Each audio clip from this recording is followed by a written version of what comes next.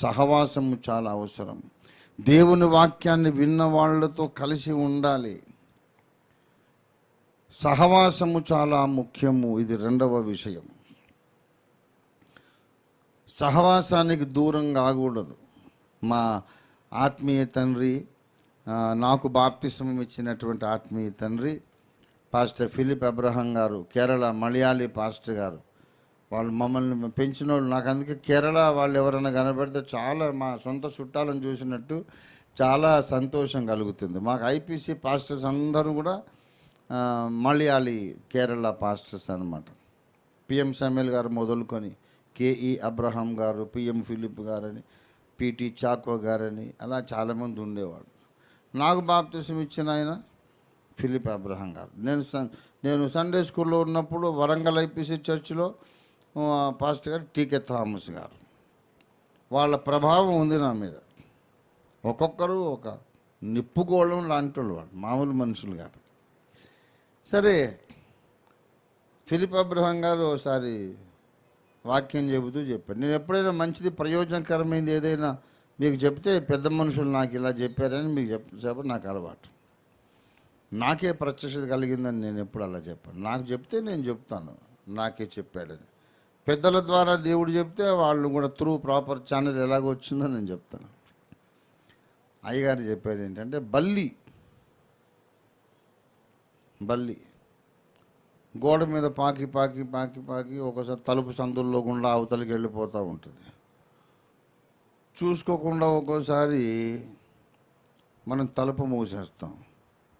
ఆ బల్లి శరీరం అవతలికి వెళ్ళిపోతూ తోక కట్ అయిపోతుంది.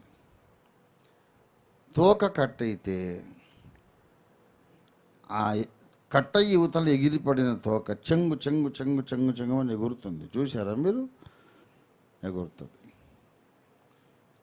కట్ అయిపోయిన తోక ఎగురుతుంది. కొన్నాళ్ళు అయ్యాక ఆ బల్లి మరి బాధపడుతుందో లేదో మనకు తెలియదు. అది వెనక్కి కూడా చూసుకోకుండా వెళ్ళిపోతుంది. కొన్నాళ్ళు అయిన తర్వాత ఏమవుతుందంటే, కొన్నాళ్ళ వరకు ఎక్కర్లా, కొద్ది నిమిషాలలో ఈ చెంగు చెంగు చెంగుమని ఎగిరే ఈ తోక సైలెంట్ అయిపోతుంది. కానీ కట్ అయిపోయినాక మిగిలిన బల్లి ఉందే, దానికి ఇంకో కొత్త తోక మొలుస్తుంది. బల్లికి ఓ తోక మొలుస్తుంది, కానీ ఈ తోకకు ఇంకో బల్లి మొలవదు. ఇంకది వేస్టే. దాన్ని ఇంకేదో పురుగులు తింటాయి, అయిపోతుంది దాని జీవితం అక్కడ పరిసమాప్తి. సహవాసము నుండి దూరం అయితే ఇంతే సంగతులు అని చెప్పాడు ఫిలిప్ అబ్రహాం గారు.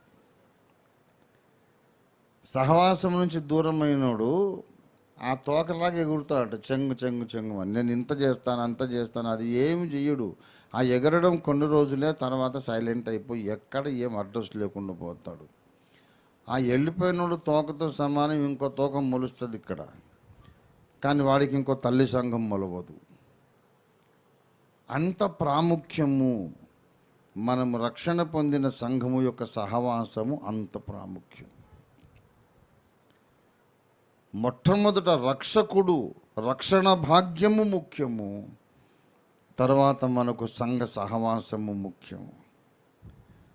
నువ్వు ఉద్యోగం చూసుకున్నా, వ్యాపారం చేసినా, ఇల్లు కట్టుకున్నా, ముందు నాకు సహవాసం ఎక్కడని చూసుకొని కట్టుకోవాలి. పర్లేదులేండి, ఏడుకోకడుకు పర్లేదులేండి, ఎన్ని సంఘాలు లేవు అంటే. ఎన్ని సంఘాలు వేరు. ఊళ్ళో ఉన్న ఆడోళ్ళందరూ మీ అమ్మతో సమానమా? నాకైతే కాదు. నా తల్లి దేవుని తర్వాత నాకు దేవత లాంటిది ఆమె. ఎవరి తల్లి వాళ్ళకి అంతే కదా, ఎవరి తల్లి వాళ్ళకో దేవతే కదా. ఊళ్ళో ఆడవాళ్ళు చాలామంది ఉంటారు, వరుసగా అమ్మ, మాట వరుసగా అమ్మ అమ్మ అంట. అమ్మ అయిపోద్దా? అవదే. చీర కట్టుకున్న వాళ్ళందరూ మనకు అమ్మెట్లా కాలేరు. సంఘాలన్నీ మనకు తల్లి స్థానంలోకి రావు, ఎప్పటికీ రావు. నువ్వు ఎక్కడ ఉన్నా కూడా కాటను సిల్క్ బట్ట మాసికేసినట్టు ఉంటుంది. నీవు ఎదుగగలిగినటువంటి సంఘము, దేవుడిచ్చిన తల్లి సంఘము నీకు ప్రాణము కంటే ఎక్కువ. వాక్యము విన్న వారితో వారు కలిసి ఉండలేదు గనక వాక్యం వారికి నిష్ప్రయోజనమైనదాయను. అంటే ఎంత బోధ విన్నా అది పనికి రాకుండా పోతుంది. నేను ఎవరిని వెటకారం చేయాలని కాదు, కానీ సంఘము నుండి వెళ్ళిపోయిన చాలామంది దూరం కూర్చొని బాధపడుతున్నారు. ఇప్పుడు ఏం చేయాలి? మళ్ళీ వెళ్ళగలమా? వెళ్తే రాణిస్తారా? మాకు ముఖం చెల్లుతుందా అని బాధపడుతున్న వాళ్ళు చాలామంది బయట ఉన్నారు. నేనేం చేయను మరి? అయ్యో కుమారుడా, ఇలాగ అయిపోయావు నువ్వు అని బాధపడతాను. నేను బాధపడతాను. పోతే పోయి నాశనం కానీ అనుకోలేను.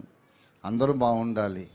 కానీ వాడు నా కొడుకు ఎలా చేశాడు పాపం, అయ్యో నష్టపోయావు కొడుక అని చెప్పి బాధపడతాను. అంతకంటే ఏమీ చేయలేను. ఇది సామాన్యమైన విషయం కాదు. కనుక మనము విశ్వాసము కలిగిన వాళ్ళతో కలిసి ఉండాలి.